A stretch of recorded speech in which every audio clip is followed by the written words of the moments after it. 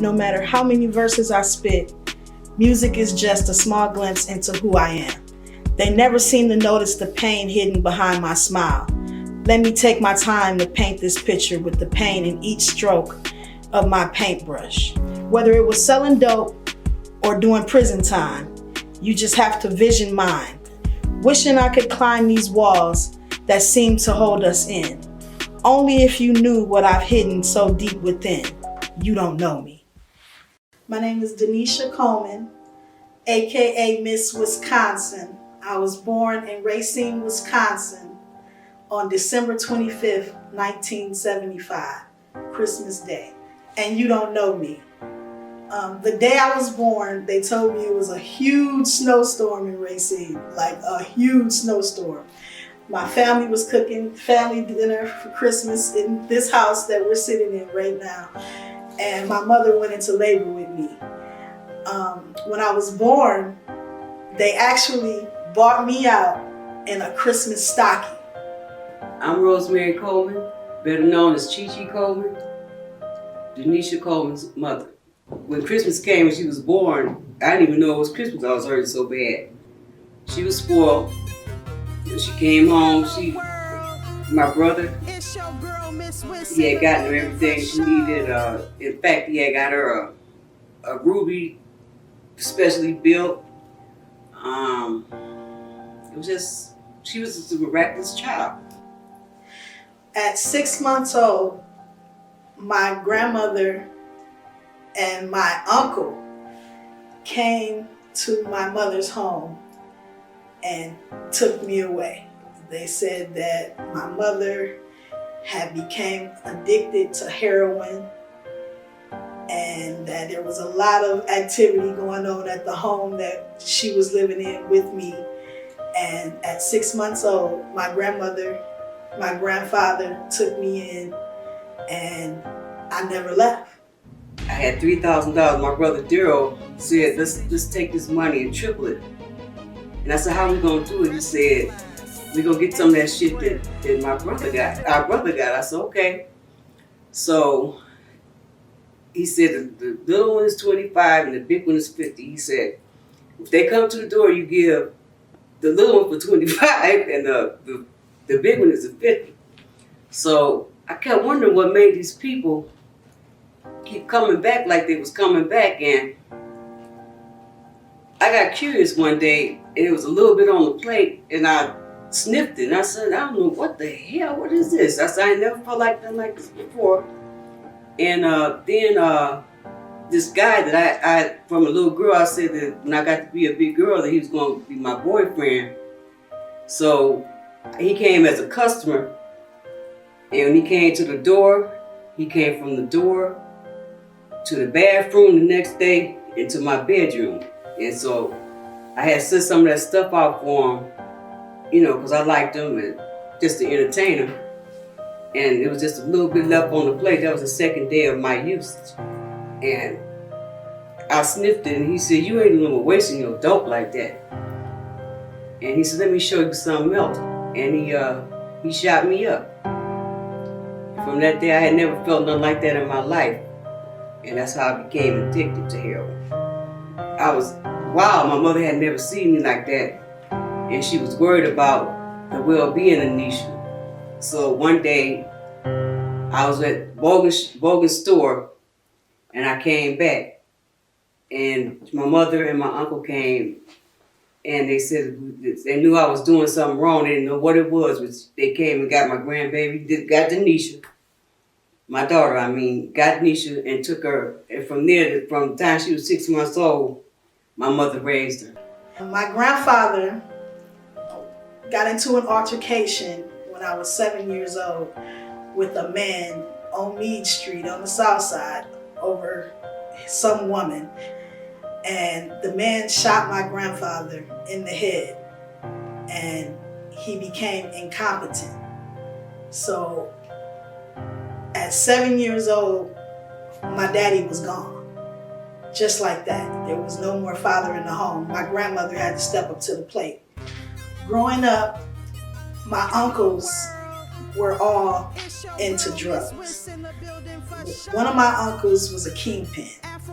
we had an amazing life because everyone sold drugs, but then everyone started doing drugs, and that's when things changed. Well, my uncle eventually was convicted for several drug charges, and that's when the family went down because there was no leadership anymore. Remember, our father is now incompetent. He's in a nursing home. So there is no male figure. All my uncles are now incarcerated as well. So my grandmother had to literally raise the family, her 9, plus the grandchildren that she took on. On my 14th birthday, Christmas Day, 1989, I drank a whole gallon of Wild Irish Rose. And me and Mika Martin went over to my friend's house, and I ended up having sex with my baby father. I became pregnant 6 months later. I didn't make it a whole year without getting pregnant. I was 14 years old, and I thought my grandmother was gonna kill me. At the age of 14, Denisha got pregnant, and I really didn't want that because I wasn't sure if she was going to be able to take care of that baby because by my addiction, I wasn't able to take care of her. I thought I would have to take care of her. By me being a mother that didn't bring her up, didn't know whether or not I was going to be able to handle a grandbaby. And by the time the baby was here, that was the most joyous part of my life, you know. My grandmother told me, you're no longer the baby. You got a baby now, so, you got to step up to the plate, woman up. And being 14, I can't go out and get a job. How am I supposed to support me and this baby? So I did what I knew. 14 years old was when I started selling crack. I'd already dabbled a little bit in the weed at like 12. But at 14 was when I got into the crack game. And I had my way with it. Like, I'm on a block where there's nothing but crackheads. So all the money was coming to me. You feel me? I'm the only one on the block with what they want. In my grandmother's home, she wasn't happy about it. She hated it. She would give me the world if I wouldn't sell drugs. At 18, I told my grandmother, I said, Mama, it's time to leave your home. It's time for me to move on and, get my own place. So I had saved thousands and thousands and thousands of dollars, and I convinced this guy. Now, mind you, I had no job, no income, no legit income, okay? So I convinced this guy to give me a whole house. And I paid the first month's rent, the second month's rent, the escrow, and I furnished the whole house in one day, okay? And I moved out, I'm living my life, I'm over around the block on Center Street, and I'm still hustling. I'm hustling hard because that's what I know right now, is let's get this money. So I moved in February 1st. By March 3rd, the police came in my house. My boyfriend at the time, Mike Reezy, he would go play basketball every Wednesday. This was a Wednesday. He would go play basketball, but this particular Wednesday, he didn't go because we had stayed up all night. We had a dice game at the house. Everybody was over. We're kicking it. And this woman that I dealt with, that I knew my whole life, she kept coming by. And the last time she came, she said, I won't be back. And I didn't really, I just thought she meant she wouldn't come back that day. You know what I'm saying? I didn't know that she meant she wasn't ever coming back. So a few hours later, me and Mike were at home, and we're hungry. My daughter's on the couch sleep, and we ordered a pizza. So while the pizza we're waiting on the pizza to come, we started getting a little freaky. So we end up having sex while we were waiting on the pizza man to come. So we're in the bedroom, in the bed, naked. He's in the bed naked. I get up because I know the pizza's coming. I get up to go in the bathroom and wash up. I'm in the bathroom washing up. Next thing you know, I hear boom, boom, boom, boom, boom. Racine Metro Drug Unit. I'm like, what the fuck? So I'm in the bathroom naked. He's in the bed naked. Police come in, guns everywhere. They're like, get down, get down. I'm like, I'm naked. They're like, get down, I'll cover you up. They got guns on me. They pick me up off the floor, take me in the living room. They sit us down in chairs. And next thing you know, they tear up my whole house. My beautiful home that I just put all this money into is now being torn up. And my daughter is asleep on the couch. She slept through the whole raid. She's 4 years old at the time. She slept through the entire raid. So they tear my house up. They go into my bedroom. They find the weed. They find the coke. They're like, who does this belong to?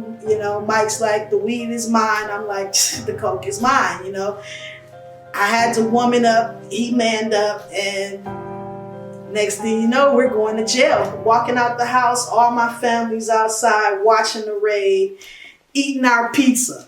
The pizza man came while we were being raided. My cousin bought the pizza, and they're eating the pizza, watching the raid unfold. The day Nisha got raided, I was on my way to church. I had started trying to get involved with the church.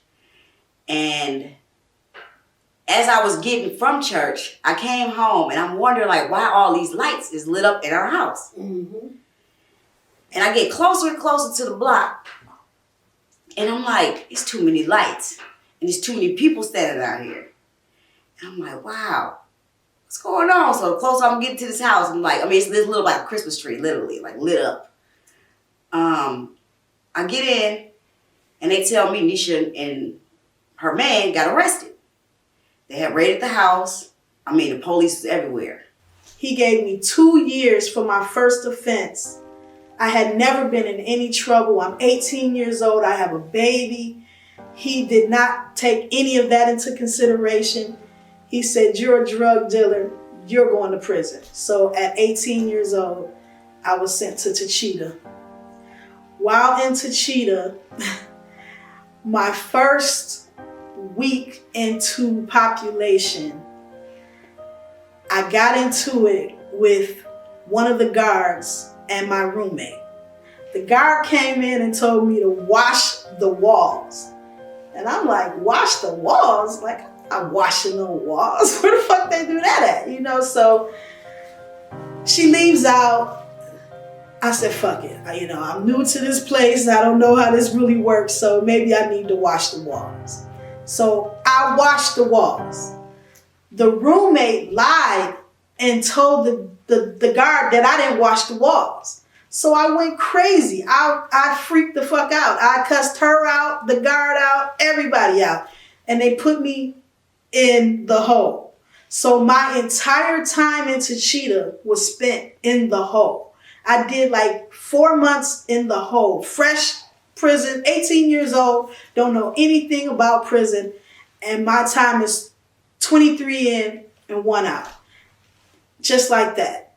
We went through the formality of her case and figuring out, whatever she was going to do as far as what time she was going to do. We all had to move back to Mama's house. After I was released from the hole, they put me back into general population and they put me into a max facility. A few months later, I was transferred to Ellsworth prison, and that is where I entered the high school equivalency diploma program. So I'm fresh 18. I'm supposed to graduate high school with my class. Unfortunately, I'm not graduating with my class. So I gotta still make it happen. I'm like, I gotta go to school and get this degree. I actually scored higher on my test than anyone ever in the Wisconsin State prison system. I obtained my diploma, and my family was able to come to my graduation. And the day of my graduation, I found out I was receiving a grant to come home. And once they all came and I told them, come pick me up next week, I'm getting up out of here. They're like, huh? I'm like, yeah, I got a grant. So it all worked out for the better. 1995, I come home in June. I hadn't seen my best friend.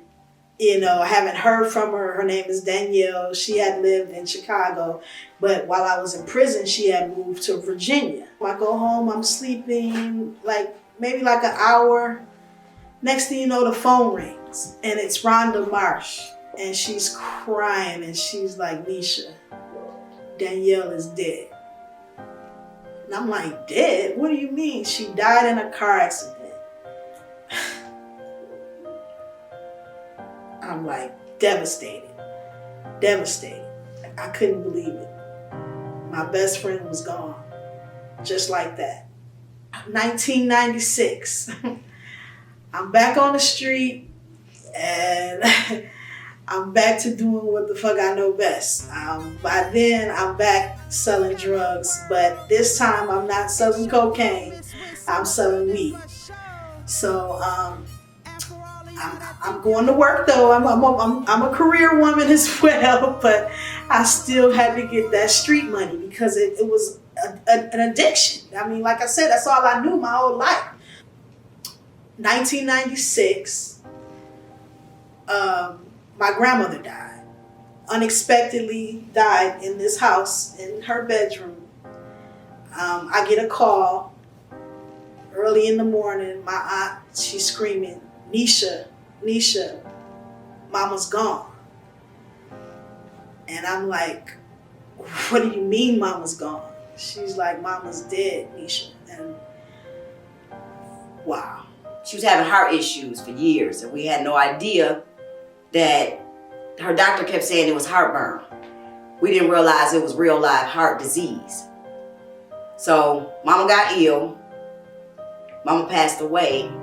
The morning that my grandmother passed away, I got a phone call from my friend Liz. And she's like, well, your grandma died. When my grandmother passed away, she only owed $5,000 on her house. So I paid the house off.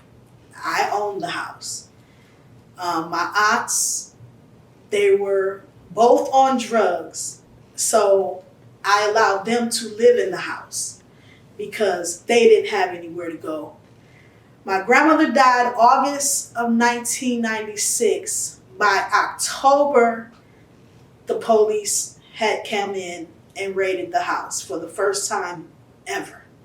As a result of the house being raided several times, the city came to me and they said, this is the deal. Either you're gonna sell this house or we're gonna take this house. And I told them like this, I will not allow you to take anything from me. I will sell my grandmother's home before I ever allow you to take it. In 1999, my friend Fly Bullet was murdered on accident. This particular death took a toll on me. It was an eye-opener because I'm like right there, 1 minute you're here, 1 minute you're gone type thing. And I'm like, that could have been me. My cousin Dawn had graduated from college. She was graduating from college, and I told her, I said, Dawn, when you graduate from college, I will be in DC, I promise you. Because all these years she had been trying to get me to go to DC, just to visit. And I'm like, okay, I'll be there, but I never went. So I finally went to Dawn's graduation. And when I tell you, I've seen growth and opportunity, I mean, literally, Black people doing it everywhere. everywhere. This is Chocolate City for real. So I'm like, okay.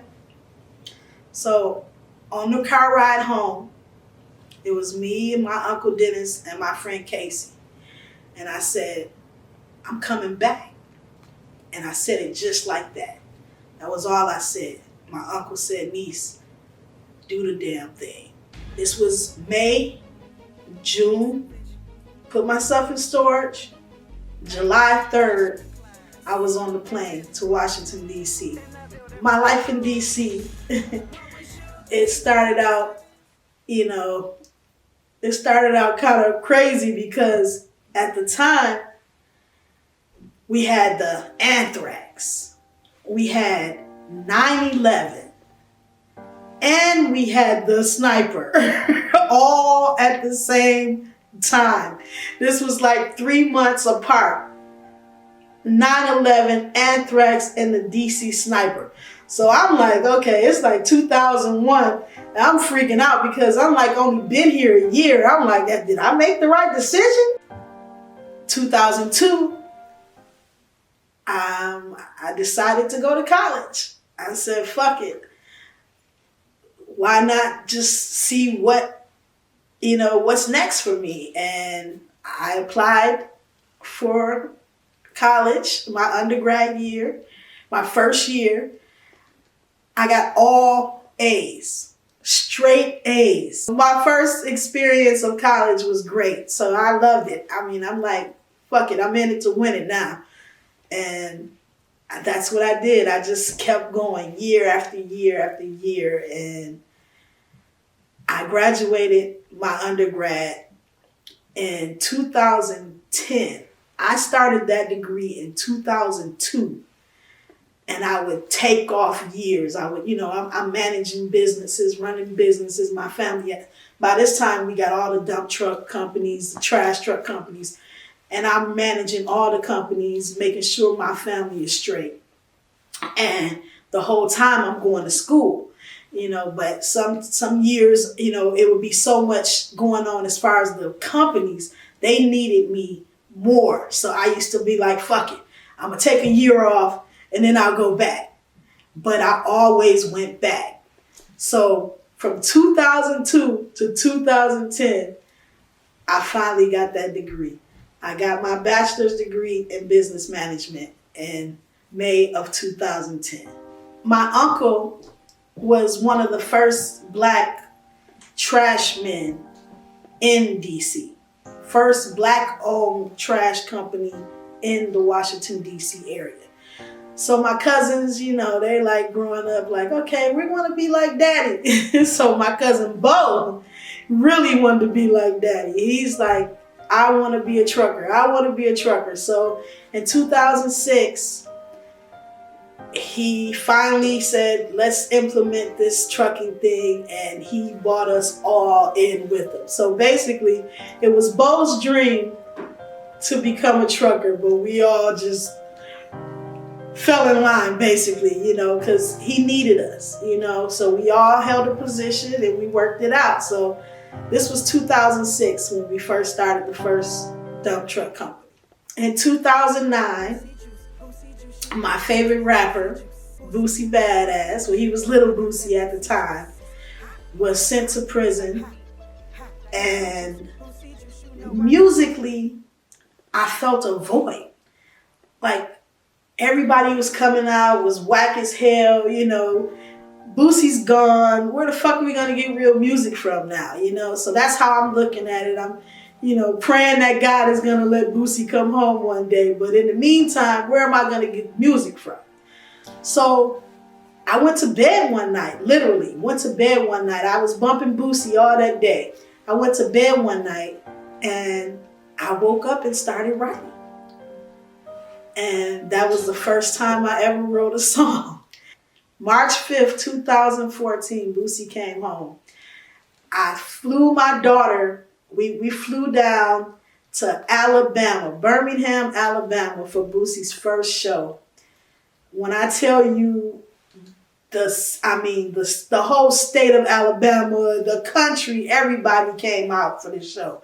This was a huge event. Everybody was there. They were excited that Boosie was home because now there will be real music again. You know, that's how we felt. Like, you know, music will now take a turn because all that shit was whack that was going on before he came home. I flew my nephew out to DC. I put him on his first plane. My nephew, Kevin Crump, you know, that's my best friend. He's been my best friend since the day I witnessed him born. So, you know, I'm like, okay, if I'm going to meet Boosie, who the fuck do I take with me? And it was a no-brainer. I take nephew. You feel me? So, nephew flies to DC. We drive to Richmond, Virginia. 2 hours away, you know, nothing to it but to do it. So we finally walk into the room and there's Boosie. We told him, you know, Boosie, we love you, you know, we're happy you home, you know, we prayed for you, you know, we're having a whole conversation with him. He's like, where y'all from? We like, Racine, Wisconsin. He's like, Milwaukee? Milwaukee? He was like, man, you know, I love Milwaukee. He's like, yeah, I know Racine, Wisconsin. I'm like, yeah. He's like, you know, that's what's up. So we having a conversation. It's a meet and greet, but we shut the entire meet and greet down. There's like 100 people outside waiting to meet Boosie, but it was like no one was in the room but me, Boosie, and nephew. Like literally, like it was like we just connected. So the day we met Boosie, like we had to go all the way to Richmond, Virginia. So, you know, we had to take flight out there. And like it was a meet and greet. Like, you know, everybody gotta, you know, line up, you know, meet up with Boosie. And like it was crazy because it was just like when it was our turn, like we shut the whole meet and greet down. Like it was just like epic. Like it was just a moment like could nobody like picture talk about. It's like you gotta be there to see it. It's crazy because like she like always been like my best friend, and she always been like there for me. Like me and her had like a connection, like, you know, over the years, you know, me growing up, and it's like up to date now. It's like me and her just click. Like we just like, you know, we so close. It's like we could talk about anything, we could do anything together. Like, man, we can go out of town together. Like it's just, you know, it's all type of stuff that we be into. It's just, you know, we living our life. Once my sister decided to start being a rapper, it was kind of like, wow, sister, really? You want to be a rapper? And when I started hearing her lyrics, it was like, that's dope. Like it was really dope. And when I started seeing her meet all these different celebrities and all these different rappers and developing a relationship with Boosie, traveling with them, you know, just doing different stuff with them, and that opportunity itself is amazing. She's accomplished a lot of things. I mean, from thinking back, from a female that's sitting on 12th Street selling dope to a college graduate, well, actually from high school diploma to a college graduate with master's degrees now. My cousin, Yasin, he sells houses in the Racine area or whatever, so he gets emails about properties. So he gets the email about 1121 Villa Street being for sale. Now, mind you, I had just sold my house in DC. So I had a dream. Like a couple days before, I had a dream. And in my dream, I was buying a house back. And I'm thinking I'm buying my house back in DC. So I called my little sister, like, sister, we gotta buy the house back on N Street. Like, she's like, okay, cool, let's do it. So we're geeked. We're all excited because in my dream, I see this lady, and this lady is telling me to buy this house. And I'm thinking it's N Street. But come to find out, it was Villa Street. So once he got the email, he sent the email to the family. And that day, me and my little sister reached out to the realtors and we bought Villa Street back 15 years later. And that was my only goal in life. was to buy this house back. If I didn't do anything else, this was the most important thing that I had to do. So on my 40th birthday, I woke up in the house I was born in 40 years ago. It was the most amazing feeling in the world. So for many years, my cousin P.I.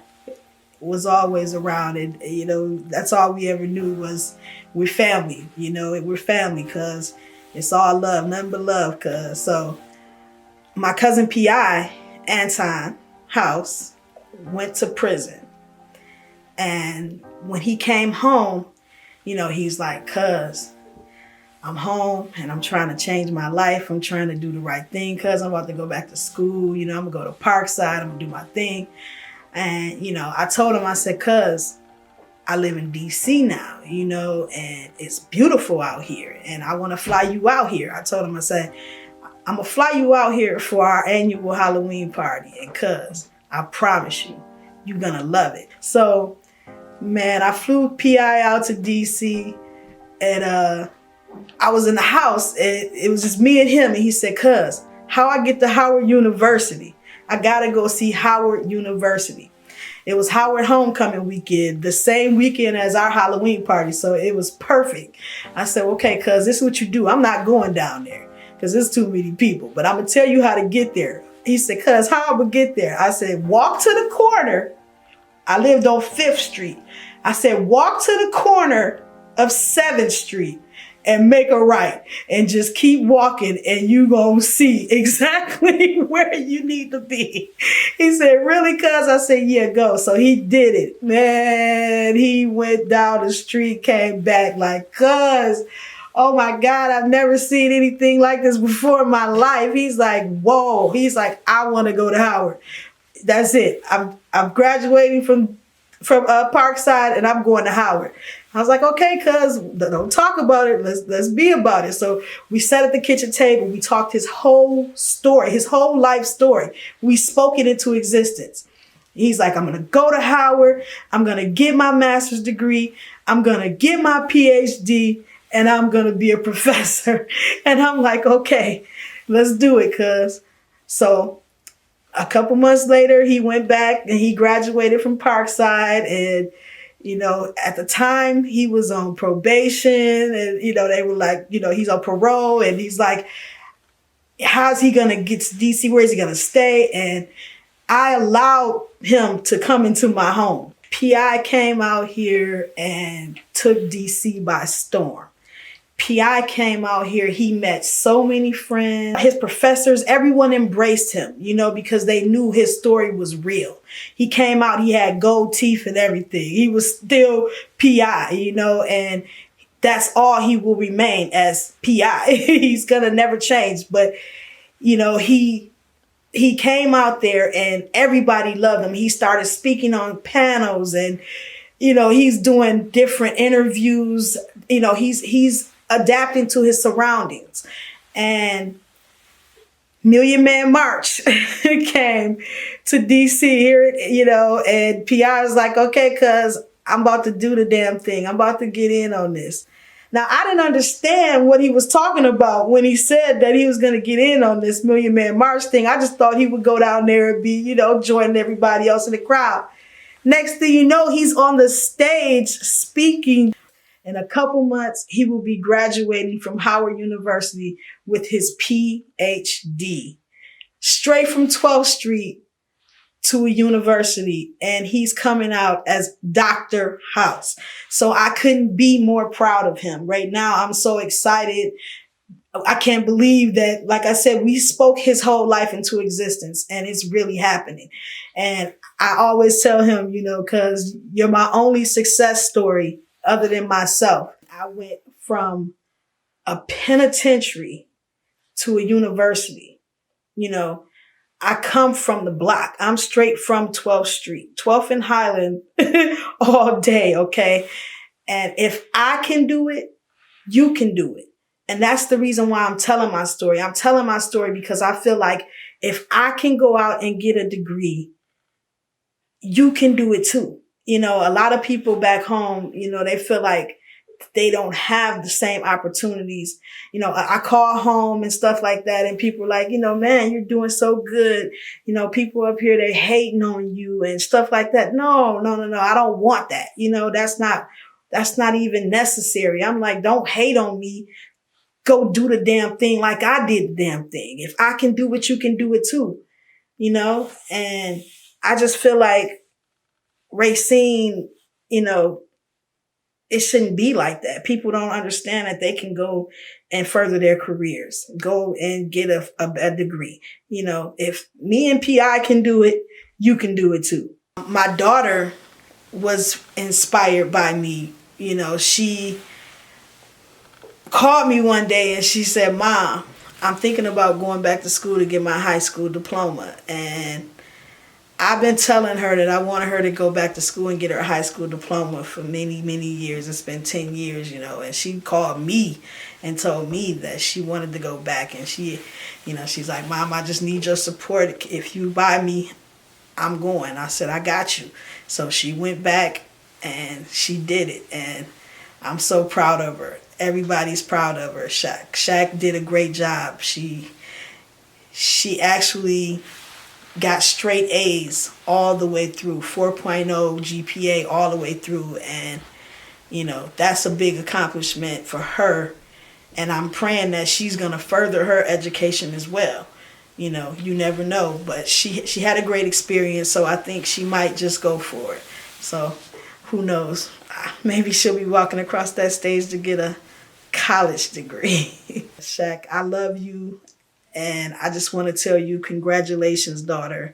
You did it, and I'm proud of you. You know, I always tell you, you're a reflection of me, and I just want you to be great. Live and be great, you know. You have 2 kids, and they're a reflection of you, okay? So I just want nothing but good for you and my grandchildren. That's why I'm always on you. I'm not on you because, you know, just because. And you're doing a great job. I mean, you're killing it. Just keep doing you and you'll be all right. One day I just woke up and said, I'm going back to get my master's. And I didn't tell anyone. I didn't tell anyone that I was working on this degree. I just did it. So, you know, I'm working on this degree and I'm doing, you know, work. I'm going to school. I'm going to work, but nobody knows. And it took me 5 years to get this master's degree, but I completed it. And like, I'm super proud of myself. This is an MBA. I can be anything I want to be. I can go to Wall Street if I felt like it, you know, and I can teach. I can do anything with this degree. This is something that I obtained, and I obtained it with honors. I actually graduated with honors. The reason why I'm shooting this documentary is because I have a story to tell. Everybody has a story to tell, and my story is amazing. Like, the things that I've been through and the things that I've come out of, to be able to sit here and tell y'all what I've been through and how I accomplished everything after the struggle. You know, it's very important that I do this for my peers, okay? My family, my friends, my daughter, everyone needs to know that it was not easy for me to do the things that I've done in life. I've been through it to get to it. Life is always different from the outside looking in. To be given an opportunity to share my story is an opportunity for someone to learn from my mistakes. I pray my story is strength for someone too weak to speak their own. The road I've traveled along the way wasn't always smooth, but it's a road that I had to pave on my own. You've witnessed the best and the worst times of my life. You've heard things that people I've known my entire life don't know. I may not know who you are, but you definitely know me.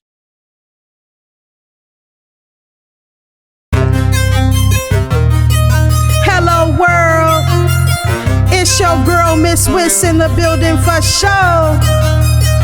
And for all of y'all that think y'all know me, you don't know me, but I'm about to take you on a little ride and enlighten you on who I really be.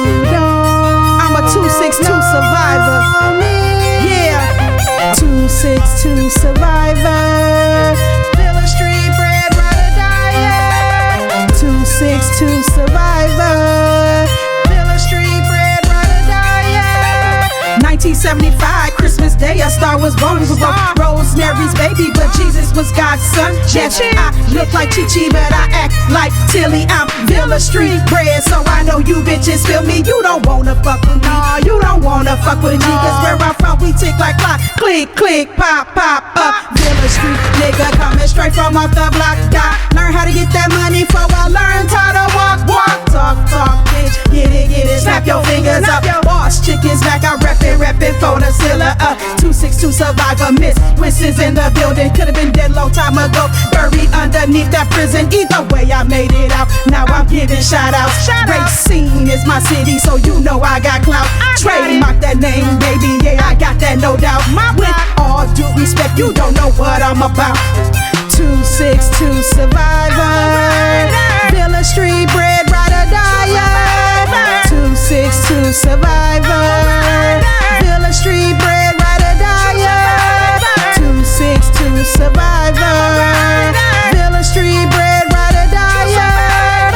262 survivor. Villa Street bread rider diet. I'm the hottest female under the sun. A CEO, CFO, bitch, you don't want none. I set fire to them, baby, everywhere I go. They scream out, Miss Wiss in the building for show. Ha ha, hate it or love it, my life story ain't public. I thank the Lord every day for keeping me alive in it. No shit, I seen death 10 times or more. I was born, I sworn, I'm talking straight out the door. Still wake up in that morning crying and being frantic. Can't forget seeing my nigga shiver, shake on that pavement. Ever since you left, my life ain't never been the same yet. I see you in heaven again, till then I never forget the way that you walk and the way that you talk. They can't take that from me, cause my past is who I be. I'm a 262 survivor, now I'm 202 chillin'. Left at the right time, that beginning of a new millennium. 262 survivor. Villa Street bread rider diet. 262 survivor. Villa Street bread rider diet. 262 survivor. Villa Street bread rider diet. 262 survivor. Villa Street bread